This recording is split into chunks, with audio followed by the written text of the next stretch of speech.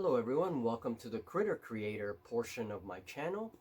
This is to update my client and anyone that's been keeping track of the dog memorial that I've been sculpting since last week, just so that people can see the progress. Now the sculpture is pretty much finished.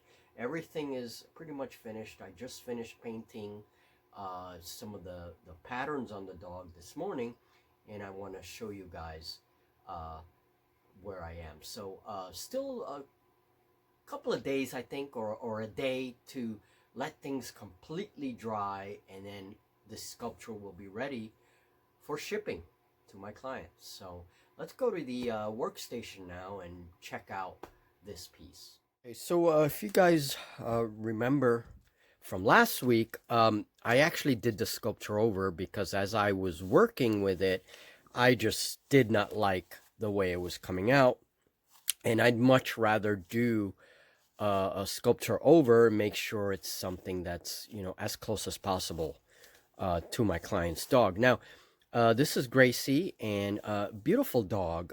She had a very complex pattern on her. Whenever I deal with these complex patterns, there's a mix of like brindling, there's a mix of white hairs on the surface with darker hairs below. The only way that I can replicate that, it starts with the sculpture because I have to do a lot of detailing on the fur, right? So that when I do my ink washes, the ink will go into all of the crevices that I carved, and then when I do a lighter highlight of color, that gives the illusion that, oh yeah, there's dark hair underneath and lighter hair up on top. Now, the way I painted her, and this is a very rough approximation. I'm going to be redoing some areas here with a little more paint. This has been dry brushed.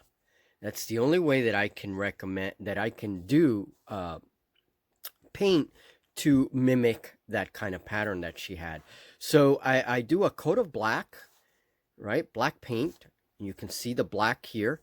And then go ahead and do a gray base coat on top of the black. And in some areas, I let the black kind of show a little bit. And then I dry brush with the white. So it's 3 layers of paint to get this sort of effect. Now, she also had a little bit of a chestnutty color here. She had like a couple little dots over the eyebrows. I just highlighted the eyes this morning because she did have black there in the eyes. And then you can see how the eyes are another thing that I pay a lot of close attention to. And what I do is with a very watered down golden color. First, I start with brown, a chestnut brown on the eyes.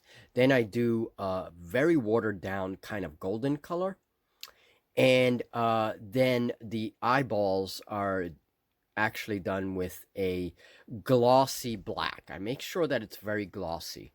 And that gives a nice kind of, between all those colors, you get a nice contrast for the eyeball, right? Okay, and eyeballs are hard, really. They really are hard. You have to pay a lot of close attention to the eyeballs because that's where all the expression of the dog is. And so she had a few, like I said, some brindling. I might do a little bit more dry brushing, okay, but for the most part, this is finished. She had a lot of black in certain areas, right, and some black down here. I'm gonna have to do a little bit of dry brushing to kind of fix that pattern here. And then the base for the bone with her name, I ink wash the bone with black ink. And then I take let that dry, and I take some white and dry brush over the bone to get the name to pop out. I got to do a little bit more of that. And then the flocking powder. This is homemade flocking powder. And this I brought from my wargaming hobby. Whenever I paint gaming miniatures, we often decorate the bases of those miniatures. And so I make my own flocking powder. All it is colored sawdust.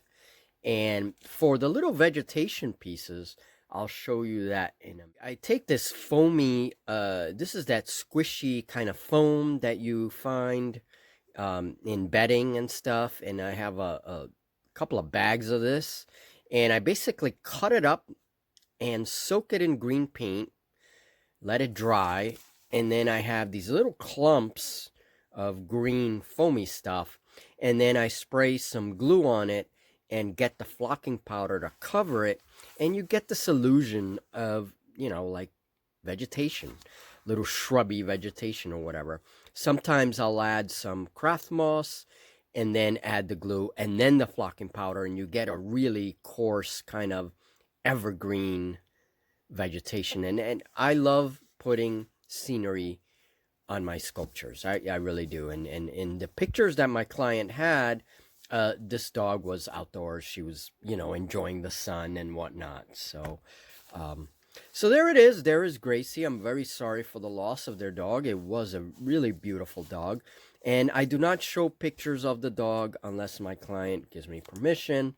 And that's why you're not seeing a picture of the dog. So, again, this is a rough approximation. She had a very complex color pattern, but it was a very interesting and challenging pattern to try and replicate. So there you go. There is Gracie, our dog memorial. So another couple of days to let everything dry. I got to do some varnish, not varnish, but I use Mod Podge because I don't want to knock my client out when she opens up the box. So I don't use varnishes because of the smell. And so I'm going to use some Mod Podge to protect the colors. And also down here, I treat this with watered down glue and green paint. And then that seals the powder in there so it doesn't come out with time. And then the sculpture will be pretty much ready to ship. Thank you guys, and I hope you like Little Dog.